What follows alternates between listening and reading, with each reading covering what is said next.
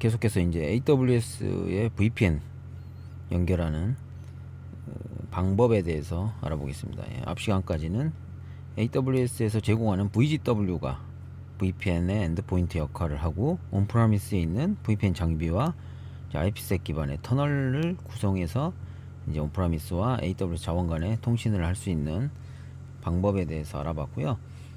또 하나의 방법이 인터넷 기반의 이제 VPN IPsec 터널을 뚫어서 이제 통신할 수 있는 방법이 VGW를 이용하는 게 아니고 이번엔 EC2 그림에서 보면 EC2 인스턴스에 이제 VPN 소프트웨어를 올려서 이 EC2 인스턴스와 온프라미스에 있는 VPN 장비 간의 IPsec 터널을 인터넷 경위로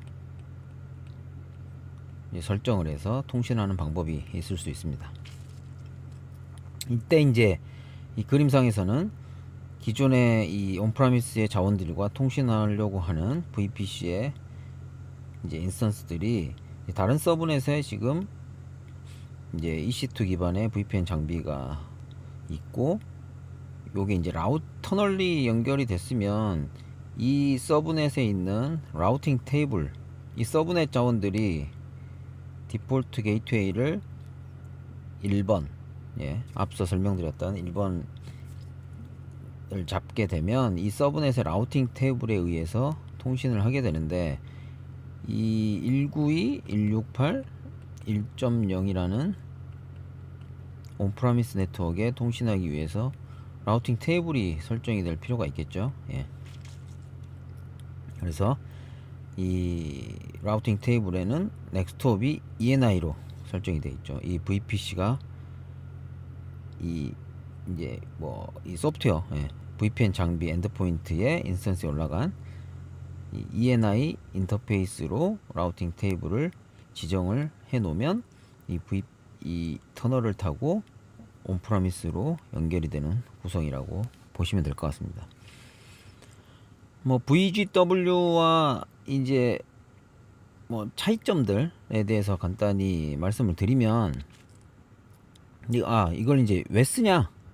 아마존이 제공하는 VGW 기반의 VPN이 있는데 이제 그 VPN 자체로 이제 충분하지 않을 때 서비스의 요구 사항이, 예를 들어 뭐 나는 이제 IPsec 터널을 통해서 이제 멀티캐스트를 통신을 하고 싶다라고 했을 때, 멀티캐스트는 IPsec 기반으로 바로 통신이 안 되죠. 그래서 이제 GRE 같은 걸 이용해서 이제 터널링을 한 번 더 해야 되는데, 그런 이제 GRE 터널을 사용할 때 나는 이제 DMVPN이나 아니면 이 VPN 장비가 나는 단순히 온프라미스에 연결만 하는 게 아니고 여기에 흘러다니는 트래픽에 대해서 뭐 보안적으로 좀 더 들여다보겠다, 뭐 IPS라든지 방화벽에 이제 어플라이언스 기반 형태의 방화벽도 사용하겠다, 뭐 요런 니즈들이 있을 수 있죠, 보안적으로. 예.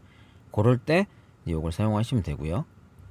그리고 이제 지금은 아마 트랜짓 게이트웨이가 나와서 어느 정도 더 커버가 될 수 있겠지만, 이 트랜짓 VPC 형태로 이 해당 VPC를 경유해서 다른 VPC들과 통신을 해야 되는 상황이 발생을 할 수가 있죠. 이럴 때 이제 트랜짓 기능을 할 수 있게끔 이제 EC2 베이스에 이제 이건 따로 트랜짓 기능에 대한 부분은 뒤에 따로 설명을 한번 드릴게요.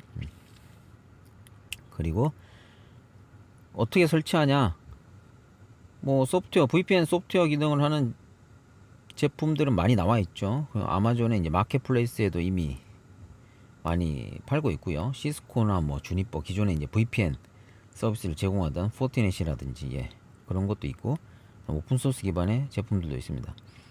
VGW하고 가장 큰 차이점이, 아마존의 VPN, VGW 같은 경우는 아마존이 매니지먼트를 자원들을 하고 있죠. VPN 엔드포인트 자원들을. 그러다 보니까 뭐 가용성이라든지 성능이라든지에 대해서 별도로 맥스 세션이나 맥스 스루풋은 이제 1.25G 정도로 뭐 스펙에 나와 있는데, 뭐 그 정도 안에서는 자연스럽게 아마존이 다 관리를 해주는데, 이제 그 인스턴스가 가지고 있는 제품들, 이 소프트웨어 기반으로 EC2에 올려서 VPN을 구성했을 때는 사용자가 직접 HA를 어떻게 할지, 그 다음에 성능에 대한 관리를 어떻게 할지, 뭐 처음에 설치를 할 때부터 인스턴스 타입을 어느 정도 규모로 가져가고 나중에 늘어나면 내가 VPN의 인스턴스를 더 늘려서 구성을 할 건지 뭐 그런 부분들을 직접 다 고민을 해야 되겠죠. 예.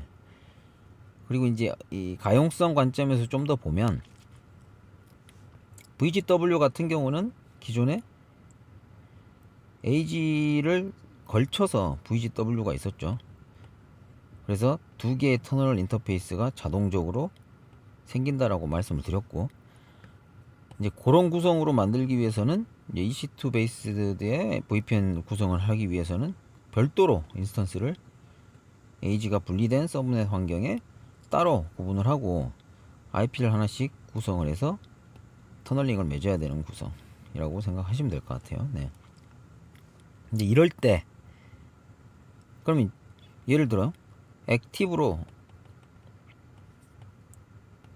스탠바이로 장비가 이제 나눠서 구성이 되는 구성인데 서브넷이 다르잖아요 지금. 예.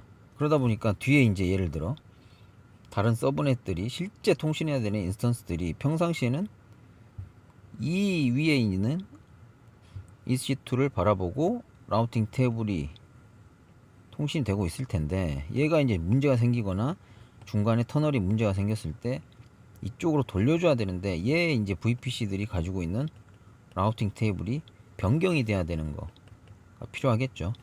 이런 부분들을 직접 고민해서 뭐 스크립팅을 한다든지 해서 이제 관리를 해야 됩니다. 서로 간에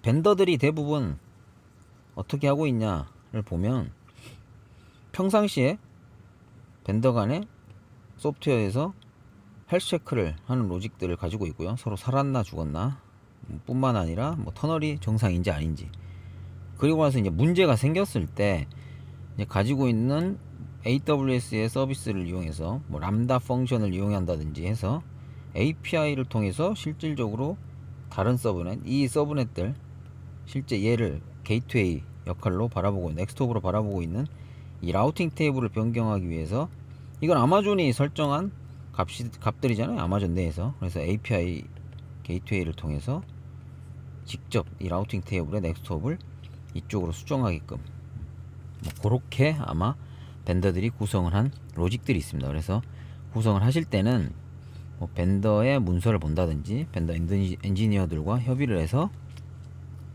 뭐 이제 설정을 하시면 될 것 같아요. 네.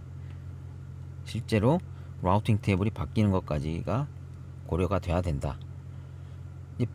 뭐 물리적인 환경하고 비교를 해드리면, 물리적인 환경에서 HA, 보통 HA를 구성할 때는 동일 서브넷에 이제 구성을 하죠. 그러다 보니까